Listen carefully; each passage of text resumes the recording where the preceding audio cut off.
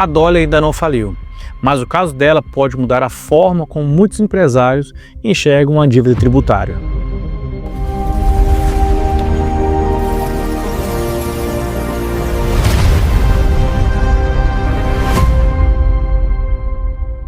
Em junho de 2026, a Procuradoria-Geral da Fazenda e a Procuradoria-Geral do Estado de São Paulo apresentaram um pedido de falência contra as empresas do Grupo Dolly. O motivo chama atenção: um passivo tributário aproximadamente de 15 bilhões e 700 milhões de reais. Segundo as procuradorias, cerca de 8 bilhões e 300 milhões corresponde a débitos inscritos na dívida ativa da União. E os outros 7 milhões e 400 são cobrados pelo Estado de São Paulo e aproximadamente 15 milhões de reais estão relacionados ao FGTS. Mas uma dívida desse tamanho não aparece de uma hora para outra. De acordo com os órgãos públicos, esse passivo vem acumulando há mais de 25 anos e teria resistido a diversas tentativas de cobrança. Em 2018, o Grupo Dolly entrou com recuperação judicial. Esse processo existe para tentar preservar a operação enquanto a empresa reorganiza suas dívidas e negocia com os credores. Quase 8 anos depois, em maio de 2026, o grupo desistiu da recuperação judicial e passou a buscar uma reestruturação por meio de negociação extrajudicial. A dívida fiscal, porém, continua sendo os grandes problemas da empresa. E é aqui que existe um ponto que muitos empresários ainda não entenderam. Entrar em recuperação judicial não faz a dívida tributária desaparecer.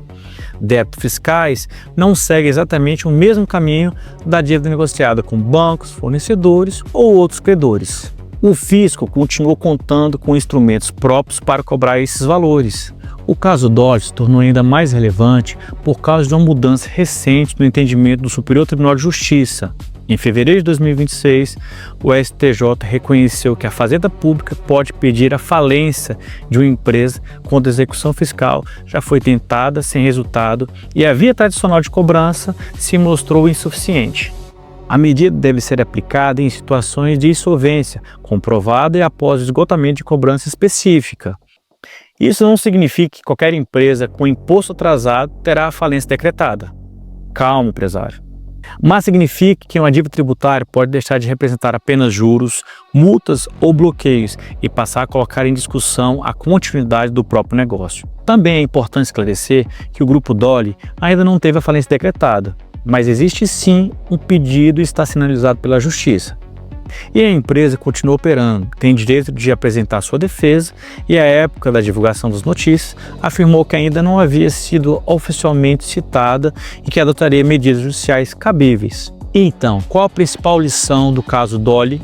Não é simplesmente aceitar o primeiro parcelamento ou pagar qualquer acordo que aparece. É perceber que o tempo não deixa uma dívida tributária parada. Enquanto a empresa espera, podem crescer os juros, as multas, as cobranças e principalmente os riscos. Ao mesmo tempo, a margem para construir uma solução fica cada vez menor. Por isso, a pergunta não deve ser apenas quanto a minha empresa deve. É preciso entender a origem da dívida, a fase de cobrança, a capacidade de pagamento, os riscos já existentes e quais alternativas de regularizar ainda estão disponíveis. O caso Dolly mostra que tratar o passivo tributário como um problema que sempre poderá ser resolvido, depois pode sair muito mais caro do que o empresário imagina. Para acompanhar outras análises sobre dívida ativa, transações tributárias, decisões que afetam o futuro da sua empresa, siga a Papers no Instagram, @PapersOficial. E se a empresa precisar entender exatamente o que está acontecendo com ela, procure nossa equipe pelo WhatsApp da Papers. Um grande abraço.